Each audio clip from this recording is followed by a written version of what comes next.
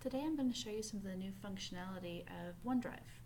OneDrive is the program that we use to sync our project folders to our computers. So most of you have done this with the old OneDrive client, and I'm just going to show you some of the new functionality.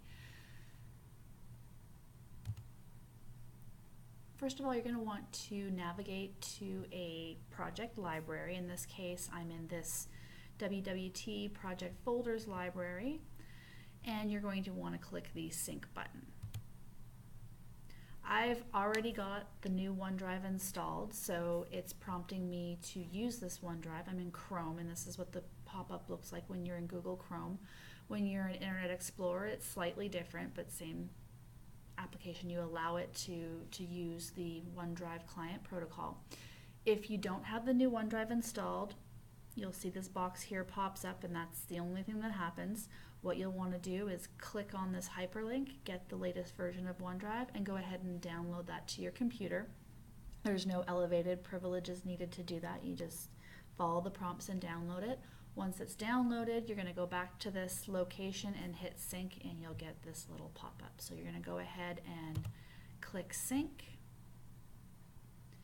and you will see another pop-up appear which you didn't previously see in the old version of OneDrive, but this allows you to choose the folders that you want to sync to. So you can go ahead and check and uncheck the folders that you don't need access to. You can drill down into it and do the subfolders and documents inside the subfolders, and just choose.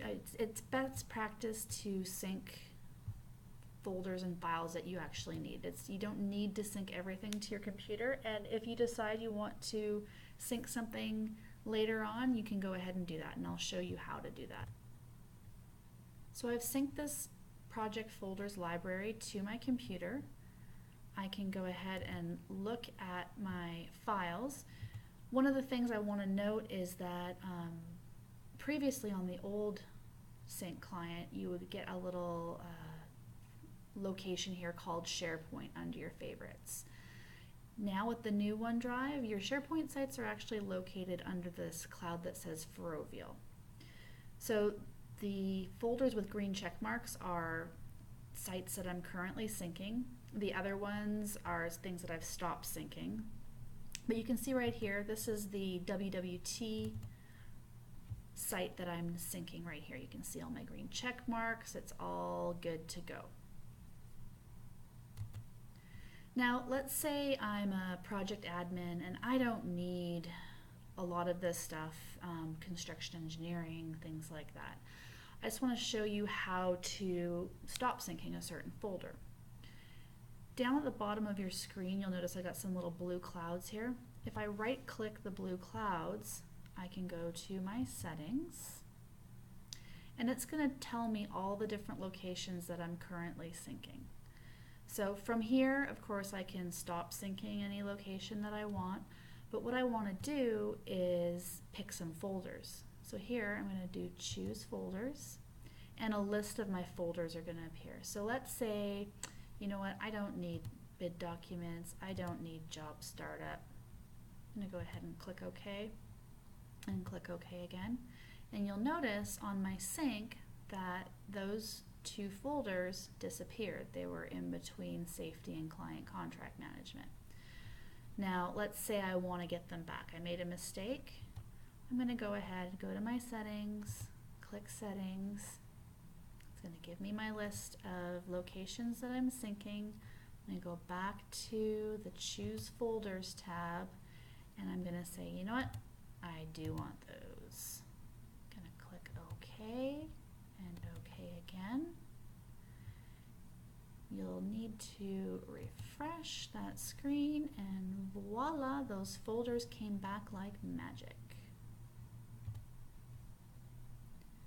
Another upgrade they made to the new OneDrive is the ability to share right from your synced folder.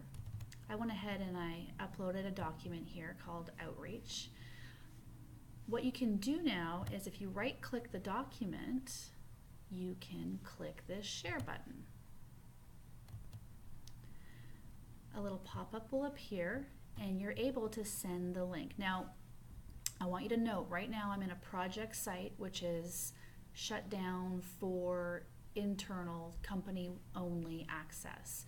If you were in your plans and specs library and had that sync, you'd be able to send outside the company. If you were using your OneDrive synced, you'd be able to do this as well.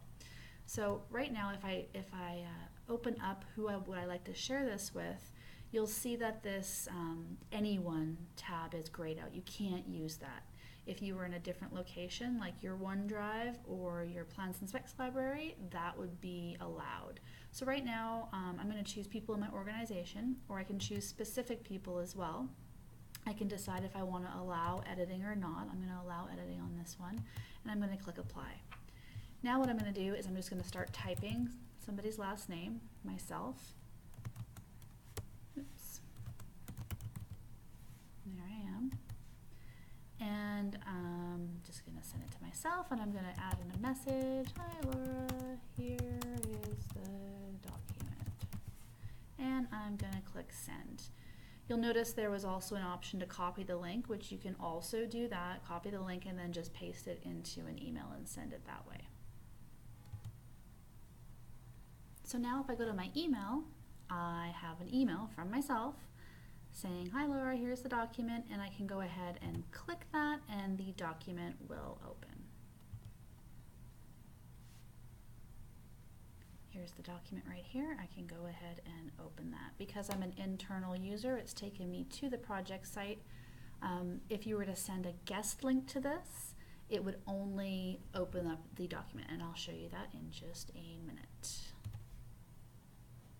So here I am in my own OneDrive. I just want to show you some of the functionality online that you can do. So we shared a document from our synced folder, which you can also do with your OneDrive, but you do have a lot more options online as well. So I'm going to go ahead and just find a random document down here at the bottom. Oh, here, how to share documents outside of Weber. I'm going to go ahead and select that document. When I select the document, you'll notice that you do have these share buttons here, and you also have more options here when you click on more. So I'm going to go ahead and share this document. Now I can invite anybody I want. I can invite somebody from outside the company, so I can put my personal email in there. Click enter, there I am. Tells me I'm outside the organization. I'm going to go ahead and say I can just view it. I can include a personal message, and you know what, I'm going to say not require sign-in because this person is outside my organization. I just want them to click on the link and be able to open the document. I can also choose or not choose to send an email invitation. Not really sure why you wouldn't want to send an email invitation, but that's fine. You can also say, you know what, I don't want to just share it. I want to get a link, and I want to send it in my own email, with my own big message amongst other things. So here's where you get the options. So we can do a restricted link, so only specific people, a view link with a Ferrovial account required, an edit link with a Ferrovial account required, or a view link with no sign-in, or edit with no sign-in. So these are what they consider guest links. That's what SharePoint calls a guest link. So if I do a view link here, and I can set the expiration date on here and change it to however many days I want. I think 120 is the most. But I'm just going to go ahead and I'm going to copy that link, and now I can go into my email and paste it. Whoever has that link is going to be able to open up this document, whether they're inside the company or outside the company. But you do have ways you can also manage that link. So let's say you have a guest link out there and you're not sure you want it out there anymore. You're actually able to kill that guest link pretty easily. You'll notice in this folder here, if I scroll up to the top, you have this sharing column. So it tells you who this, or if this document or folder is shared, or if it's only you that has access to it. I'm going to go down to the document that I just shared via guest link, and I'm going to go ahead and click open this menu here. You'll notice right down here it says there's a view link, no sign-in required. I can click that to manage this link. So what I can do is go ahead and I can remove that link. So once this link is disabled, it will never work again. You can always create a new one. I'm going to be like, yep, disability in OneDrive. If somebody has shared a document with you, you can, of course, you'll get an email for it. But if you don't feel like searching your email or you don't remember, but you know it was shared with you, you can also go to this Shared with Me tab. Click on that. And it'll give you a list of all the documents that have been shared with you and who shared them with you. Other features on here, you've got a followed tab. These are documents that you have followed in the past. And then also some site folders, so sites that you belong to. And then down here you'll see groups as well. This is more O365 functionality, which we will be seeing more and more of as we go through. But just to get back to my OneDrive, I'll just go ahead and click Documents and get back to all my documents.